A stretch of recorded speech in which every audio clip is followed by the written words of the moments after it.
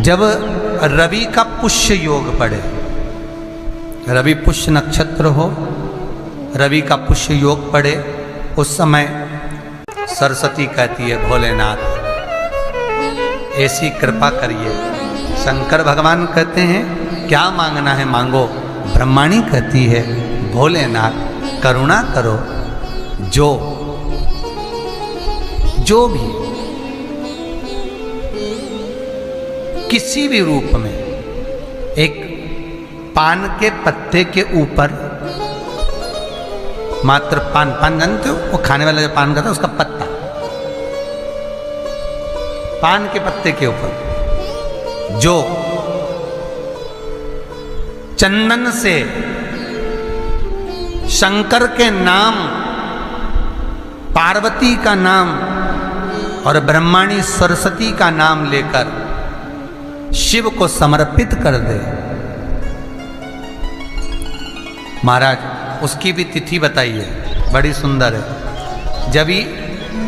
जब रवि का पुष्य योग पड़े, रवि पुष्य नक्षत्र हो, रवि का पुष्य योग पड़े, उस समय पान के पत्ते पर चंदन से शंकर, पार्वती और सरस्वती का स्मरण कर कर जो शिवलिंग के ऊपर उस पान के पत्ते को चढ़ाकर 5 बेलपत्र 3 समी पत्र समर्पित कर देते हैं, उस बच्चे से चढ़वा देते हैं, वो बच्चा कभी पढ़ने में कमजोर नहीं होता, विद्या में बढ़ता ही बढ़ता है।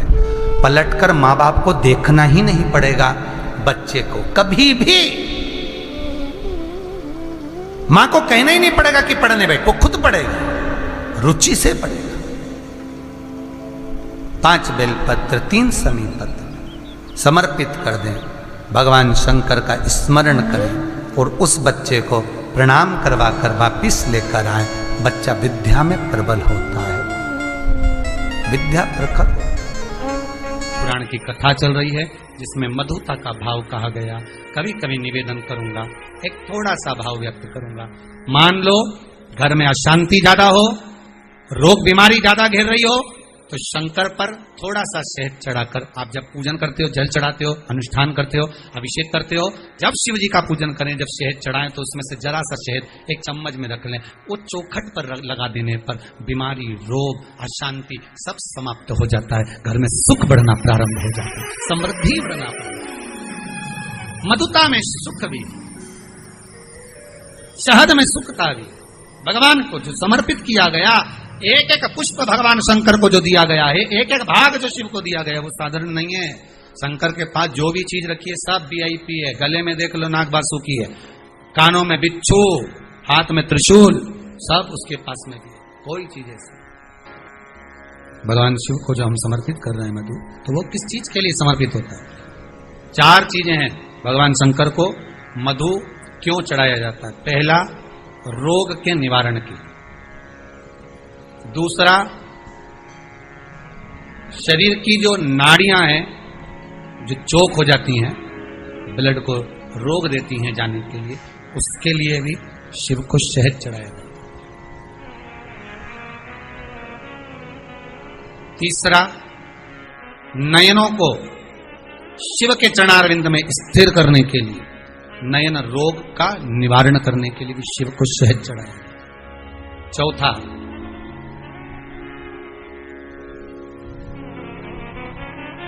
भगवान शंकर छोटे छोटे जीव जो शिव से दूर नहीं है, कंकर से जो चिपके हुए हैं, जो कहीं जा नहीं सकते, उनको कोई पूछता नहीं, सब उनके विपरीत हैं। शिव उनको अपने करीब में लाकर पूरी सृष्टि का संचार करने के लिए, अपने नजदीक लाने के लिए, शंकर उस सृष्टि खंड को अपने आनंद सुख में लेने के लिए उस शहद का पूर्ण अभिषेक, शहद मधु इसलिए संपूर्ण विश्व कल्याण के लिए।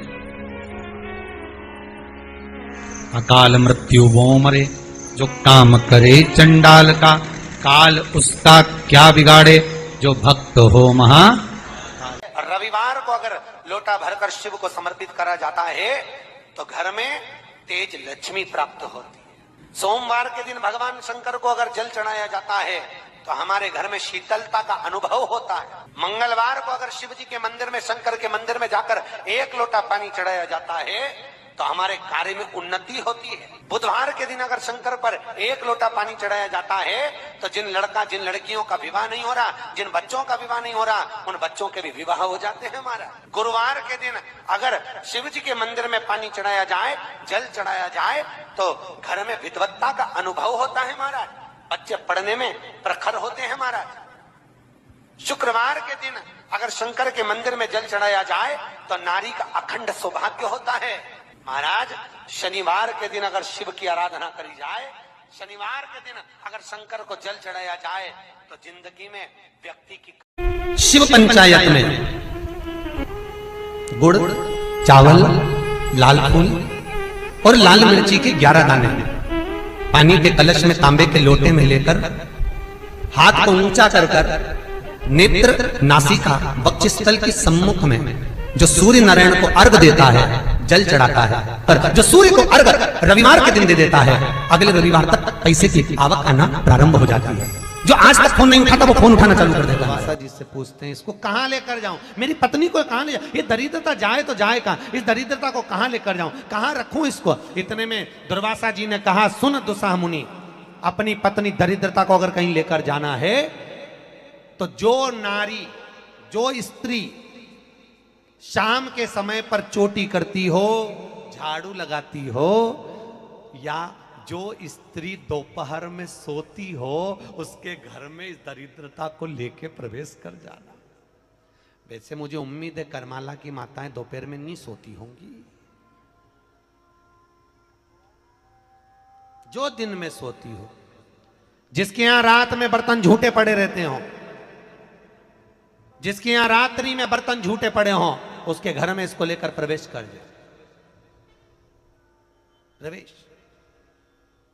दरिद्र महाराज, भगवान विष्णु ने दरिद्रता देवी को देखकर कहा, अरे ओ दरिद्रता देवी, लक्ष्मी जी की बड़ी बहन ज्येष्ठा, आप पीपल के वृक्ष के नीचे बैठी हो, इस पीपल के पेड़ के नीचे हम लक्ष्मी जी के साथ शनिवार के दिन आपसे मिलने के लिए आए हैं। शनिवार के दिन जो पीपल के वृक्ष के नीचे दिया लगाएगा, उसके घर में कभी संपदा की कमी नहीं होगी। सारे दिन पीपल के वृक्ष के नीचे हमारा निवास होगा। इतने में दरिद्रता खड़ी होकर बोली, रे नारायण, तुमने अपने मन की बात कह दी कि 7 दिन तुम्हारे होंगे, ऐसा नहीं हो सकता, इसमें 1 दिन मेरा हो।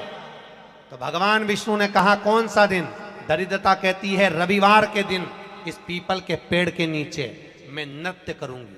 और अगर पीपल के वृक्ष के नीचे रविवार के दिन जो परिक्रमा करेगा या पीपल के पेड़ के नीचे आएगा, उसके साथ में उसके घर में प्रवेश करूंगी। इसलिए हमारे हिंदू धर्म में रविवार के दिन पीपल के पेड़ के नीचे नहीं जाया जाता, पीपल की पूजन नहीं करी जाती, पीपल की परिक्रमा नहीं करी जाती। कौन से दिन? जम के बोलो जरा, रविवार। और जिसके यहाँ दीवार पे पीपल लग जाता है या कहीं पीपल का पेड़ लग गया अपने दीवार पर, घर में कहीं पर भी, तो पीपल निकालने का भी नियम है। अगर आप दीवार में से पीपल निकालोगे तो बार बार काटोगे, बार बार लग जाएगा, फिर काटोगे फिर लग जाएगा, फिर निकालोगे फिर लग जाएगा। दीवार में पीपल लगता ही रहता है। अगर दीवार के पीपल को निकालना है तो नींबू और मिर्ची, इन दोनों को 3 घंटे पहले पीपल के पेड़ के नीचे रख दीजिए, और रखने के बाद में फिर पीपल को रविवार के दिन उखाड़कर कहीं दूसरी जगह लगा दीजिए। उसके बाद कभी दीवार में पीपल नहीं